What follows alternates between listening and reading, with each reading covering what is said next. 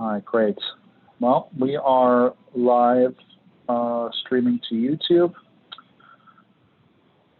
Welcome to this week's OpenJS Foundation's Cross-Project Council meeting. Today is September 17th, 2019. Our issue for the agenda is issue 323. All the folks that are in attendance here, please don't forget to add your name to the doc. And if folks can chip in on helping take notes, that would be great. Let's start off by seeing if there's anything to share before we get into the agenda, any announcements, anything of the like. We have kind of a light attendance here, so no Jory for her regular updates, but does anybody else have anything? I think Node+JS Interactive schedule is live.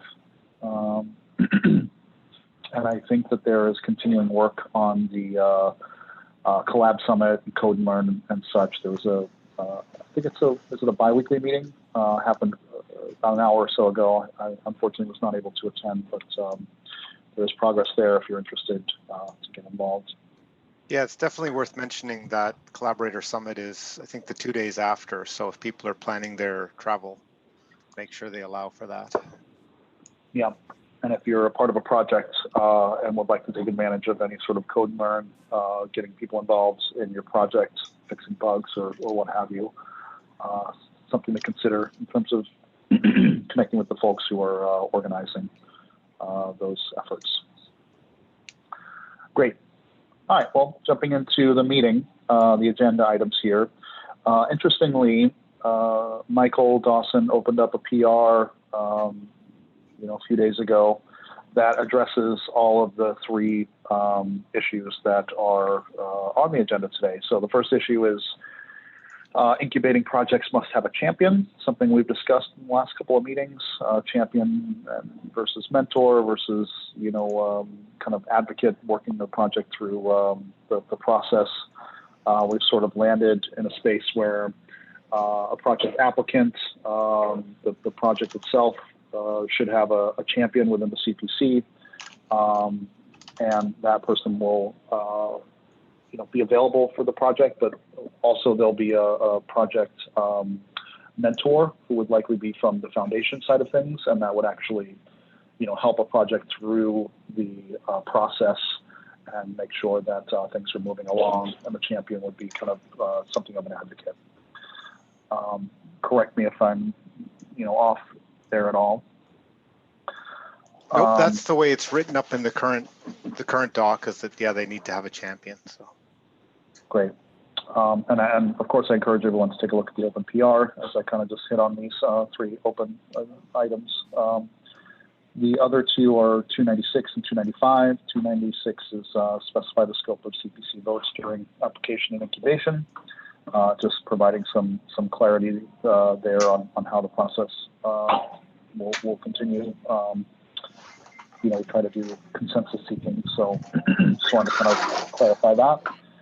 And then also commit to providing a reply to an application within a specific time frame. We've discussed this at the last couple of meetings, just sketching out what would be reasonable communication for project application expectations.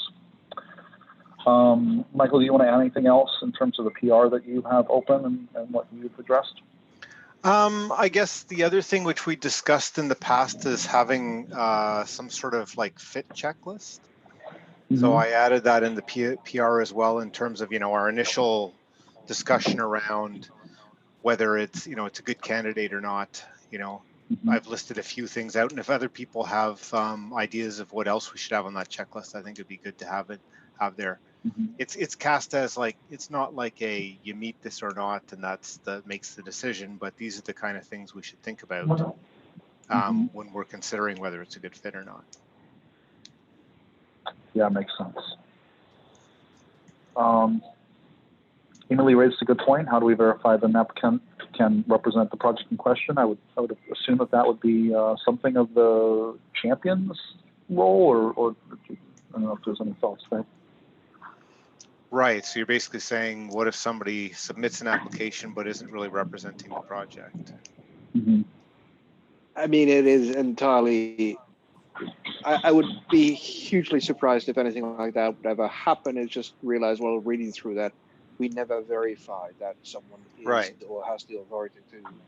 Yeah. That's not a bad thing. Just that as a reminder to say, confirm the applicant represents the project, is authorized to represent the project or something like that, right? Yeah, I think having a bullet like that is important. Like phrased like that rather than detailing how, because it's basically impossible to actually like consistently and reproducibly validate that someone is a representative of the project and representing the decisions of the project, because every project is going to be different. Like if it's something like, for example, like Lodash, where JDD is like the main person, yes. If it's something much bigger that has like a larger ecosystem like Node, it's like, well, a lot of people have probably talked about that, and how do you approach that? So I think having just a single kind of assertion of like, please make sure this person's actually doing this in good faith, is ideal. Right. So that should be, I'll add that to the initial fit checklist, is that, I think I'll put it like right after the no red flags, confirmation that applicant is authorized to represent the project. How about that? Does that sound good? Yeah. Yeah. Okay. Yeah. I also like leaving it vague because, yeah. Yep. Yeah. All right, good. I mean, I think this it's great that this addresses 3 issues and then some. I think it's good progress here. Here, I'll just paste it into the minutes as what we discussed. Mm-hmm.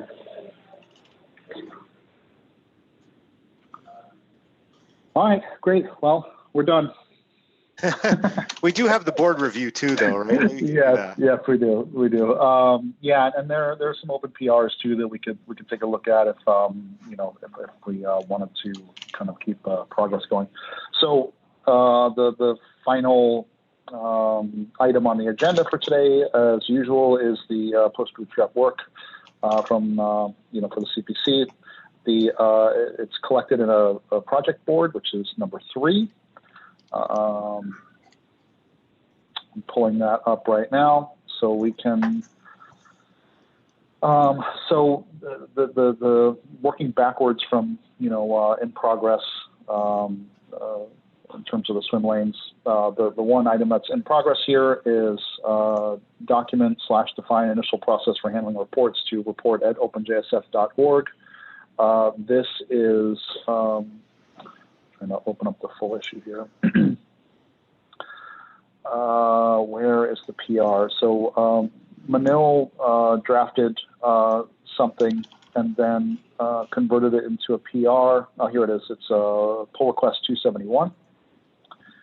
And this is tacking it on to an open proposal for COC reports and such.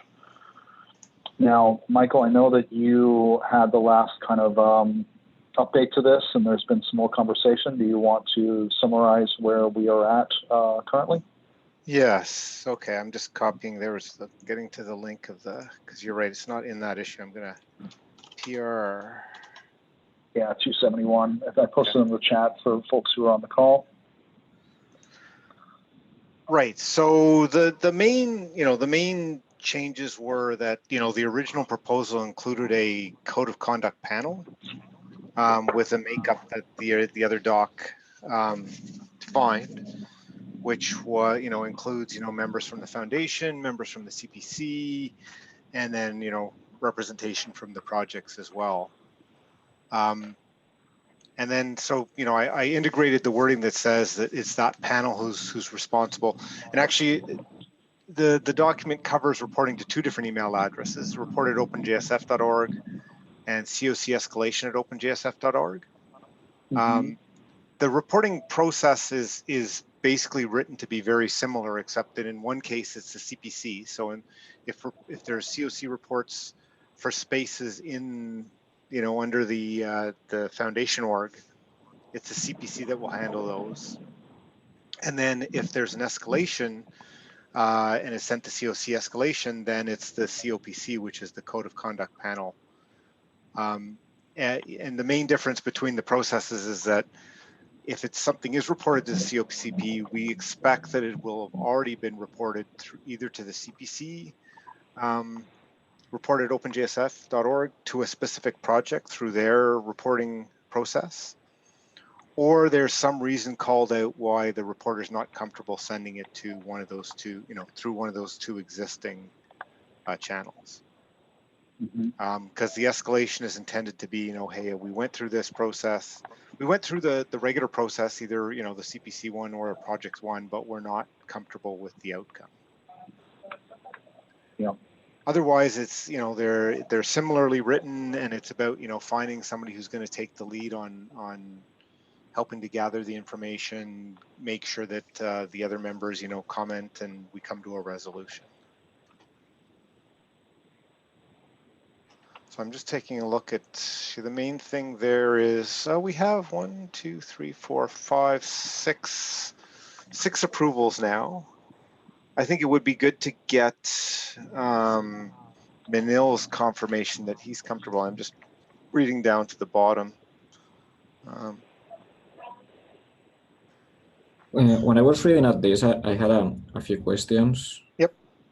So, for example, it's what is a space managed by the CPC?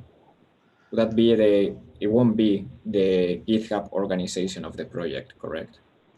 No, that's like the OpenJS GitHub organization. Okay, because then the question is like, I don't know how projects or what type of projects are going to come, but right now there are a wide variety of projects. There are projects that only have like 1 or 2 maintainers, and others that have like hundreds. And even though there is the COC escalate, I mean, I would understand why someone reporting, going back to the example of Lodash, it's like GDD is the main maintainer. It's like, if you had a problem with GDD, you probably don't want to. Sure. So do that. That's the why escalation, but maybe that's like putting some barriers. If it's barriers or if it's no, I mean, I don't know if it will be in the code of conduct of each project, or if we should make this process available in the COC of each project in the Markdown file. Certainly the escalation process should be referenced in the code of conduct handling. Like the reporting process for each project, our ask will be that they include a reference to this as the escalation path. Okay. The other specific comment about, in the case of like a single maintainer, I did try to put language in there that says, unless there's, but maybe it's not strong enough. It's kind of the, okay, where is that?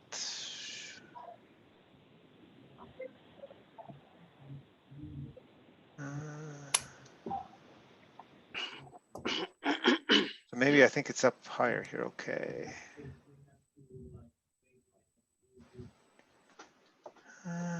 Right. It says if a report to, okay, so general reports to COC escalation should refer to a report that's already been submitted to the report at openjs.org, one of the project's reporting emails, or an explanation of why the reportee doesn't feel comfortable using the previous reporting emails for the initial report. So that was intended to cover the, there's a single maintainer, I'm not comfortable, so, it makes sense to send it here. Yeah, no, I think that as long as all the projects point to this, Okay. I'm fine with that. It's more about that we should somehow enforce it so people know that they can still report something about a project as single maintainer. So right, and absolutely, like even in a case where the project might have a good process, we still want people to be aware that if they're not happy with the outcome, this is an escalation path that's available. Okay. Thank you.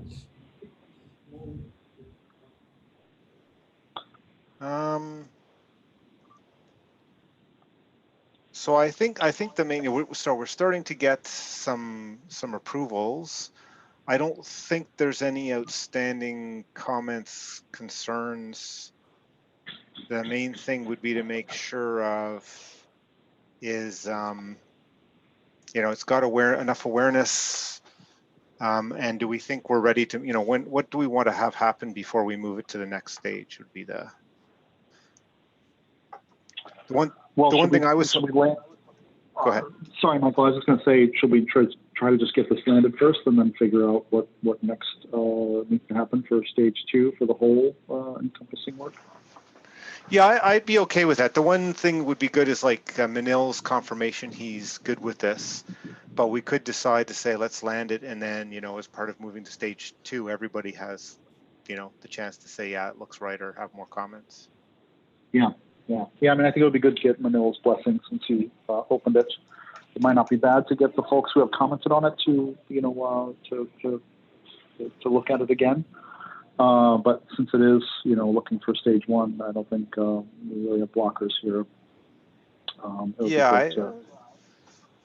Yeah, I think I'd be comfortable saying, yeah, as long as nobody here objects, that we could say, let's land this and then, you know, propose a stage 2. The only hesitation I have, and I'm scrolling through the PR now to find it, Miles leaves a comment that says, and this, let's see, this was almost a month ago, I've left a number of comments in line. I'm not 100% sure I support the proposed process. Would like to talk through some of the decisions, especially about how things are settled. I don't know if that's a blocker to stage 1 per se, but it's, you know, it's gives me a little bit of pause. Yeah, I think that was mostly on previous text, which has changed significantly. Okay. Right. So he also said, you know, he was a solid blocker. He did remove his last comment was, I won't have time to review it, but I'm going to remove my blocking. Okay. But yeah, I think part of it was, you know, there was some discussion around only exiting the process if the reporter agreed with it. Mm-hmm. That I see language where he's dismissed this objection. And that language is no longer there. It's reflected in it. What it says today is that the CPC or the COPC needs to be comfortable that they've addressed the reporter's concerns adequately. Mm-hmm. So it includes going back to them, you know, exchanging and sharing the proposed resolution, and, you know, cycling back and forth if they say, well, no, I don't think that's good enough or whatever. But it basically ends when the CPC or the COPC says, well, you know, we've gone through that cycle enough times that, you know, we're comfortable, we've addressed it in a way we think is fair and is close to being able to make the reporter satisfied as possible. Yeah. All right, sounds good. Great. So, I mean, is that, do we think that we can merge this and then try to look at what would we address in the next stage? Not that we have to do that now, but that would be the process moving forward.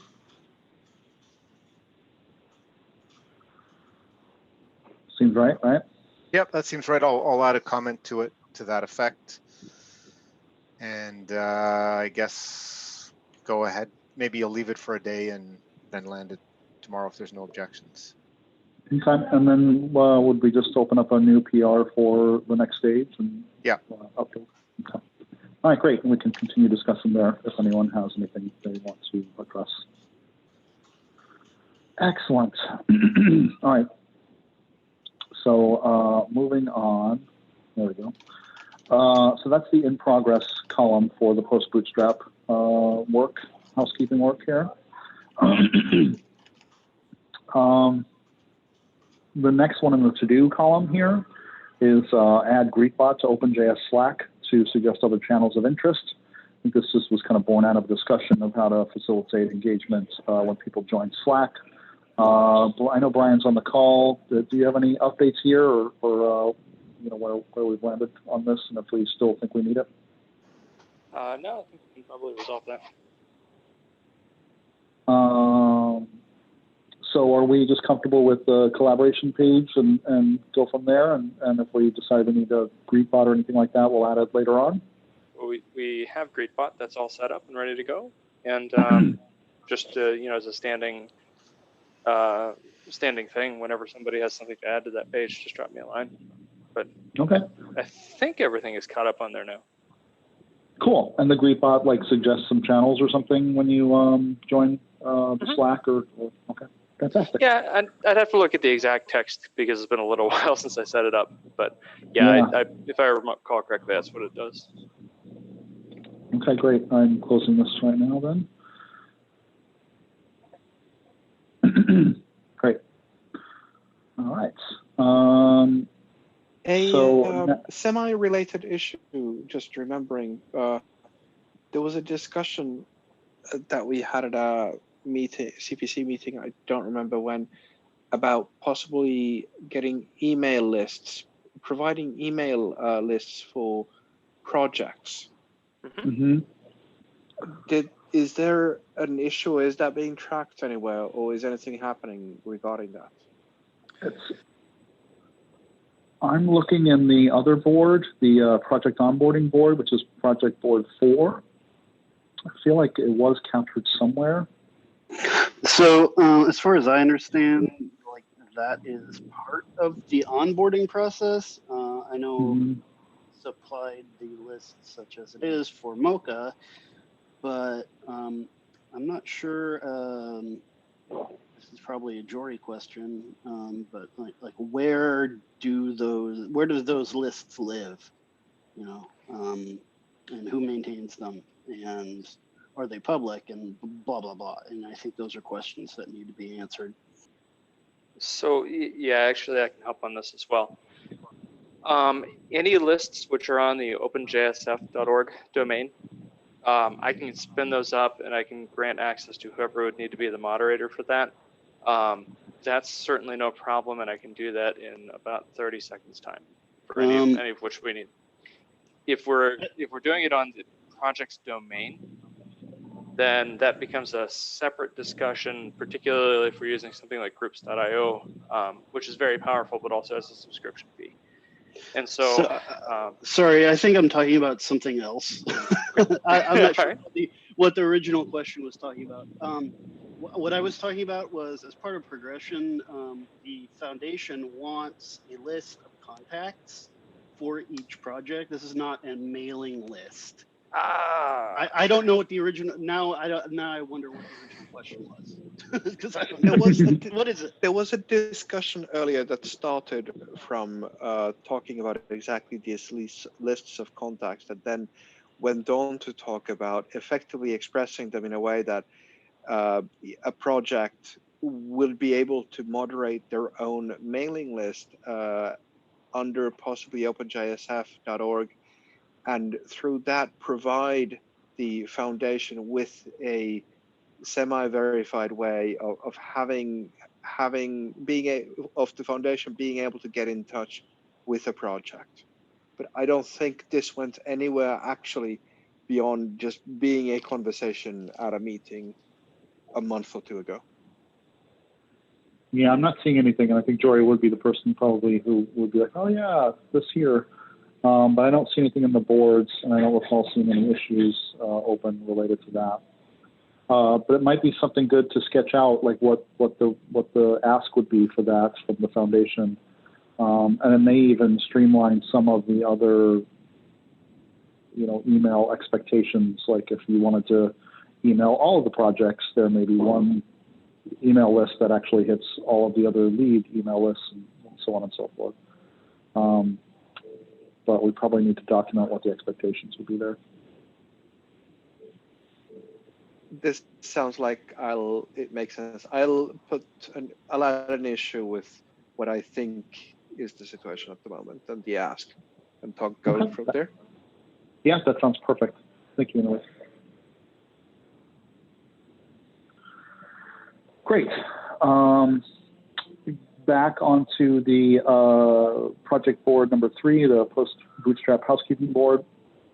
The next item is define and document a style guide for the foundation's name, and I think that this could be expanded to other aspects of the foundation. I think it was even discussed to have a repository in the GitHub org that would have related assets and style guides and such. I think Tierney's on the call, and I know he and I have discussed this a little bit. Maybe Tierney, do you have any input on this sort of request? Could you restate the request? Sure. So the issue is 280, and it's actually opened by Emily. So feel free to chime in as well, Emily. But the title is Define and Document a Style Guide for the Foundation's Name. And I think this is born out of, is it OpenJS? Is it OpenJSF? And such. But there's also other considerations around like where can you get access to the logo and other press materials and guidance on how to use the name and such. So my suggestion is to basically follow the template that Webpack has. I'm pasting that into the Zoom chat. I can also comment that in the doc or in the issue. But that guidelines, branding guidelines page they have is actually really good, and it's something I'd like to kind of maybe drive Node in the direction of at some point. But basically, it just provides everything you need, including the name, which Webpack has decided to be lowercase. Which, relatively the same thing of how do we actually say the name and write the name. I think that's a very good template for us to follow. And it does seem like this okay, it's an issue. Yeah, so, duplicating that I think is more than, it's a very good base of an existing project in the system. Mm-hmm. So I'll chime in on this one as well. So I think I mentioned this the last time we talked about this. I have a repo that's ready to push that has the brand guidelines for OpenJS Foundation, or at least the logo guidelines for colors and fonts and things like that, as well as all of the artwork from all the projects, including the foundation itself. Seems like that'd be a great place to put this documentation once we get that ready to fully go. And the thing that we're waiting on there is for the final trademark guidelines. That makes sense? Okay. Yeah, but it seems like perhaps the request is not only a repo, but also a page on the website that would give clear guidance in a very easy to find and digest manner. That will be in the trademark guidelines. Mm-hmm. Which the trademark guidelines are a legal document that are being reviewed right now by council, and hopefully we'll have these approved in the next meeting or two at the board level. Mm-hmm. And at that point, that provides the basic structure for what this policy would look like. And then after that, we can add clarification if we need to, and that would be either a page on the website or in a repo or wherever. Could it be both? It could be both, certainly. I would just recommend keeping, the reason I recommend the repo is if the logos are there, that's typically the place people go to look for guidelines on them. So kind of keeping everything together in one place makes it a lot easier to point people to when they have questions. Mm-hmm. Yeah, and I'm all in favor of just a branding repo, which I think that was a discussion we had a long time ago. But yeah, I'm totally in favor of that, and I think that's a very fair approach. And following the structure of Webpack, if there's anything that's missing from what you've already done, Brian, that is Webpack has that you don't, maybe pulling that in could be a good approach. But otherwise, yeah, I think that sounds reasonable. Absolutely. Yeah. And I guess that was my hope too, is that way I'm not the only one who can change things. So it would be nice for projects to be able to submit a pull request when they have an update to the way that they want, for example, whether it's style all lowercase or whether it's a change to a logo or whatever. I'd like that to be very much in their control. So are you documenting this for projects as well, or is this just for the foundation itself? I mean, it could be whatever we have available. One of the things that I noticed as I was going through the artwork is that some projects have very well-defined brands. Some have a logo, and that's about it. So I think it's going to range run the range here. So I guess whatever makes sense for each project. I think a middle ground could be if projects want to do their own, we're more than happy to link to those from this repo. And then you can totally provide the option for projects to also just include it in that repo itself,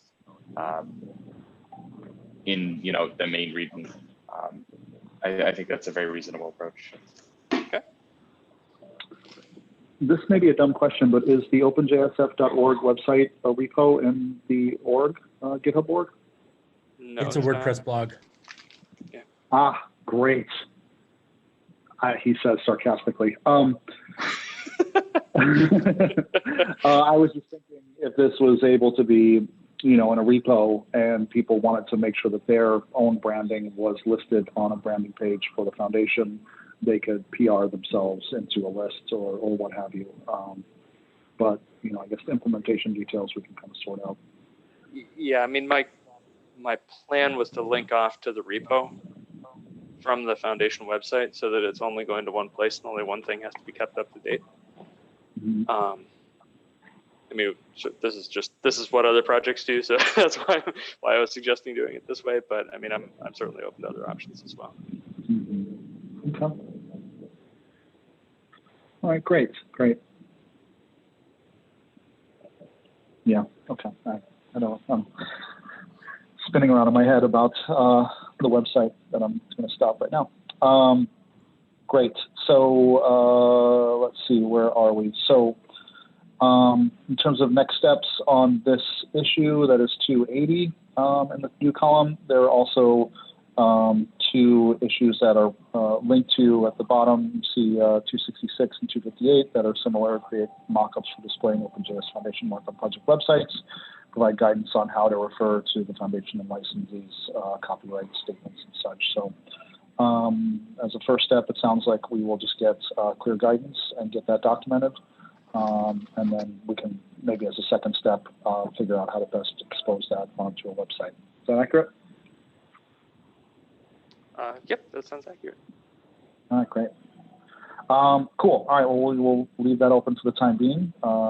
Please keep us posted, Brian, and we'll go from there. Next, in the to-do column, and this is a time check, it's 2:38, so we still got a good 20 minutes. Review foundation infrastructure and rethink how we manage it. This is something that I converted from, a non-issue to an issue about a month ago. And, we have a working group that's, for lack of a better term, that's spun up. I don't know if we need to keep this issue open or let the working group do its work. Does anybody have any thoughts on this?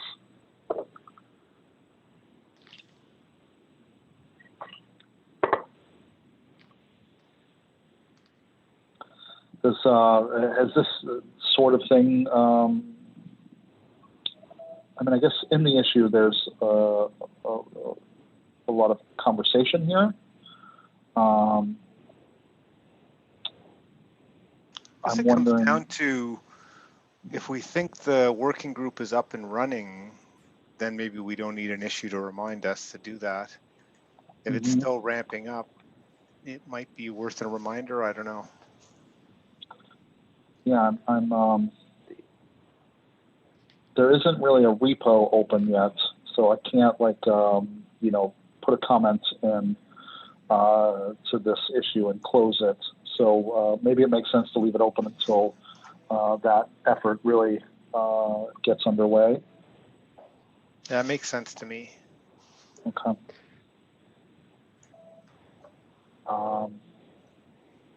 Maybe if someone wants to just drop a comment in there that a working group is spinning up and there's a Slack channel, and is there a regular meeting happening? I remember being in one, but I'm not sure if it's a continuous, a regularly scheduled meeting. I think it's just kind of as needed. Okay. Right now I can tell you maybe a little bit about what's going on in the back end. So Jory and I have been going through and building an inventory of what projects are actually using right now. And then we have proposal, which is in reasonably good shape, I think, at this point, and probably about ready for review on what sorts of services the various projects can expect. Now, before we start spreading this around, lest it take on a life of its own, we probably should finish the inventory so that we have a reasonably good idea of what different projects are using.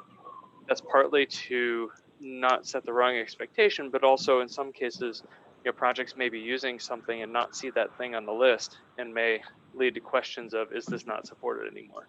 So we have some things like that we need to work through, but it's moving along. Great. It's one of those things that takes some time. Yeah, of course. Of course. I expect it to continue taking time for quite some time.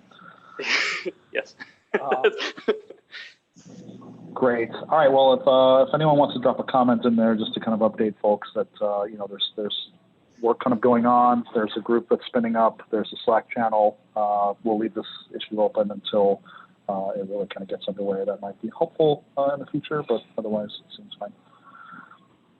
Next issue, and this one's a pretty old one too, May 20th, add admin policy docs. I think actually this is something that I had on my to-do list that has sort of fallen off. There are a number of documents that are, that we captured in the Node org that we could transfer over to the OpenJS org, such as transferring a repo into the OpenJS org, GitHub org management policy, member expectations policy, which I think we've already moved, and like working group requirements. Michael, I know this is something you and I talked about, just touching base on, and I could try to get the work done on moving it over, but it's sort of dropped off my radar. Okay. So I will put this back on my radar, and I can work on this. Yeah, those all look like things that would be good to have pulled over. So. Yeah. Also, I don't think it'll be too much. Since there's 2 or 3 of them, if anybody else has cycles to pull one over, feel free. And these already exist in the Node org, as far as you know, Michael? Yeah, I believe most of them do. Like I think that we definitely have a Git org management policy. Transferring a repo we have, so they're all ones that we have a good baseline for. All right, great. Well, yeah, if anybody wants to jump in, please do so. Otherwise, I will try to knock them out as well. All right, so that's all the items in to-do column. In the waiting on board / foundation, we've got project-directed funding and update move JSF CLA bot for new foundation, 2 separate issues. I believe that the project-directed funding stuff, there's, well, I don't know how much I want to really get into this. But I believe that the main thing is we're essentially waiting for a new executive director, a new ED to come in and help clarify this and then work with us to disseminate the information, what the guidance is and such. Without getting too much into it, does anybody have anything that they want to add or update or talk about on these last 2 that are blocked by the board or waiting on the board? Nope. Great. All right, I'm going to run away from that issue there. So do we want to, from here, we're kind of done with our agenda. We've got 15 minutes left. We could look at the project onboarding project board, or if anyone has any updates on any sort of project onboarding work that might be helpful. I know Chris Borchers is away and Jory's away, and Chris Hiller, I think you've been doing some of the work. Emily, I don't know if you've been doing some of the work as well. Do we have any sort of updates or anything we want to talk about with project onboarding? And if not, that's fine too. Yeah, I mean, I think we're basically done with what we can do for now, and we're just kind of waiting on whatever whatever else needs to happen. I updated our onboarding issue with where we're at. So. Okay, great. Great, thank you. For message format, there's a couple of things that I should take forward within the project itself, but nothing really blocking with respect to the foundation. Okay, all right, great. I was looking at pull requests earlier and thought that it might not be bad to just kind of pop into a couple of these to help surface them or get them over the finish line. The top of the list one is the one that we discussed at the beginning of the meeting, which is update project progression, which would close out 3 of the open items that were on our agenda today. Let me go back to the pull requests. The one after that is pull request 319, which was opened by Miles not that long ago, who has joined the call. This adds language about the expectations for members to express objections or dissent. Was this, oh yeah, okay. This is a pretty minor one and has a ton of approvals. So does this qualify as, does this have any restrictions that would prevent us from merging it now? It's been open for 14 days and it's a ton of approvals. I was just about to land it. As far as I know, it meets all the requirements. Great. Thank you, Yep. Miles. Agreed. Yeah, excellent. The next one is interesting. It's pull request 313. This is opened by Sandil. This is regarding project exit criteria. And I don't think Sandil is on the call. Nope. As he states in the description here, looking to first focus on a minimal use case that a project decided to leave the foundation. And that there are many other use cases, but let's first get this one nailed down and then we can expand from there. I think since it's going for stage 0, we can just land it exactly as it is, as long as it's something we want to work on. Yeah, that sounds good. We got a bunch of approvals, comments addressed. Yeah, all right, great. So let's land this as well as stage 0 and move from there. Excellent. One thing that we could do, and I can update the PR, is it doesn't add itself to the listing of proposals. So I'll just add a quick edit to that and push that before we land it. That'd be great. Thank you, Miles. Good catch. All right, the next pull request, working down the list, is pull request 312. This is for travel funds to move to stage 3. And, there's been a lot of comments on this effort overall, but I don't think that much in terms of moving to stage 3. It looks like, Miles, you requested a review from Mike Dolan 20 days ago. I don't know if there are any updates on this or if anyone has any thoughts about how we, what it would take to move this forward. I think for this, since it's stage 3, we just need to have it on the agenda for the next. Yeah, there was the one question about, what kind of usage do we expect? Mm-hmm. So if it landed stage 2, though, then it means that we're happy with where it's at. We want the board to approve it as a general thing, and we can adjust later once it lands. Do we want to bring it back and not have it at stage 2 yet and work through that, or are we ready to have the board sign off on it? Well, it's at stage 2. But it had an unresolved question, which was what do we think the usage is? Should we ask for an increased budget? And according to the process, Miles, are you saying that would be something in stage 2 so that it should be updated, like almost kind of resubmitted for stage 2?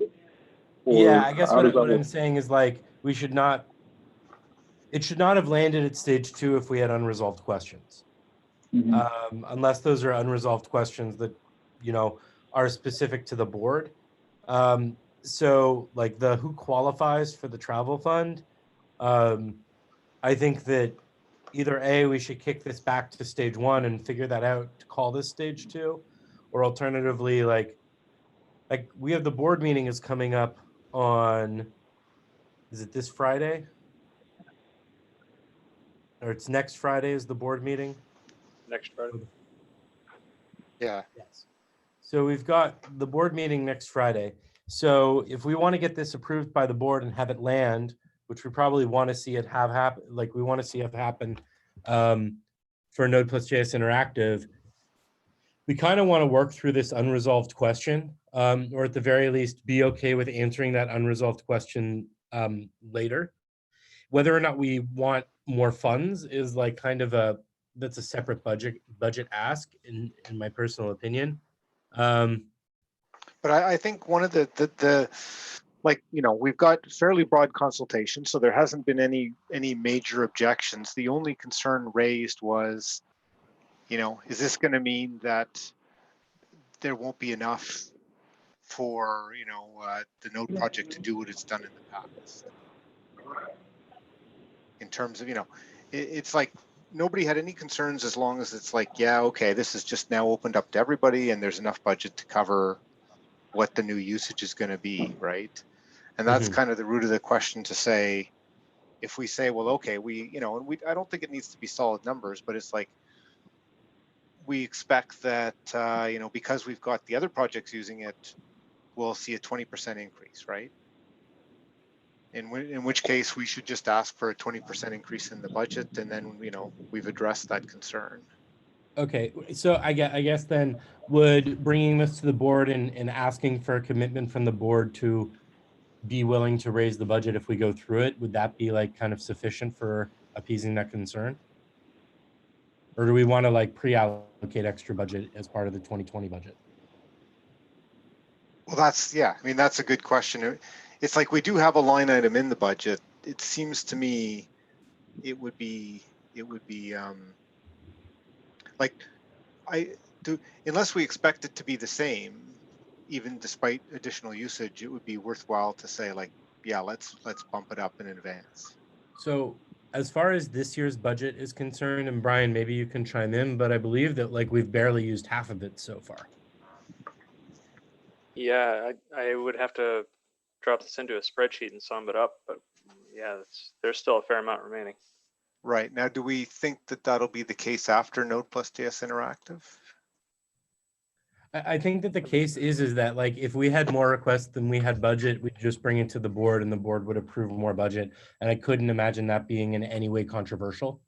So to me, like it almost feels like, because we did the last one more open, and if we run this one more open, like we almost want to see those numbers before we start requesting more budget in case we don't need it.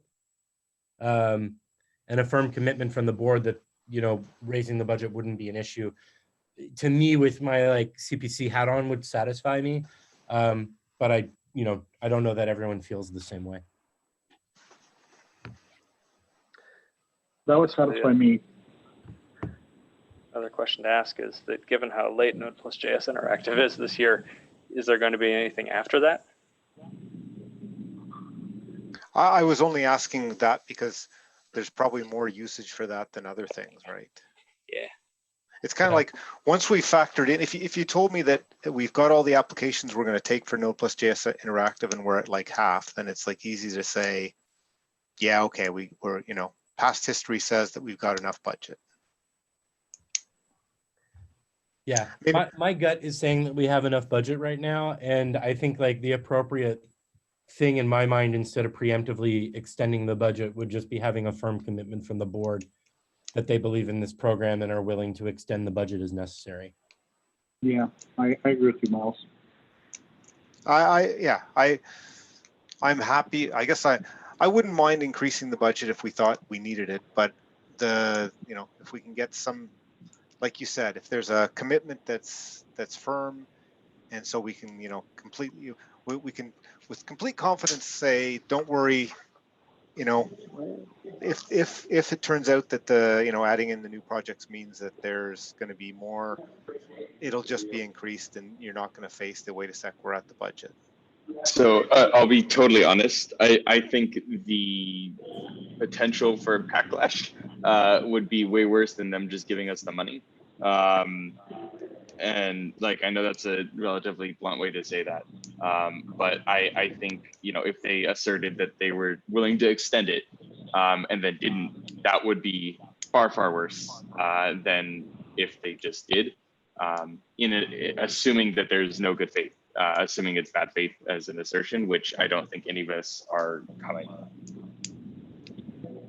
No, so I guess, you know, I'd agree if there's like a confirmation from the board that, you know, the budget, the budget that's there hasn't been an issue and it can be increased if it's a problem, is probably good enough. I mean, it would be nice to have a feel for predicting it, but I don't want to block on that. Okay, at this point, I think probably the best way to get a feel for what would be left over would be to just check the current payouts of the travel fund. It should be up to date. There's still 1 or 2 people who I'm waiting on to submit their reimbursements from Collab Summit, and I've been bothering them about that. But other than that, everything else should be pretty up to date.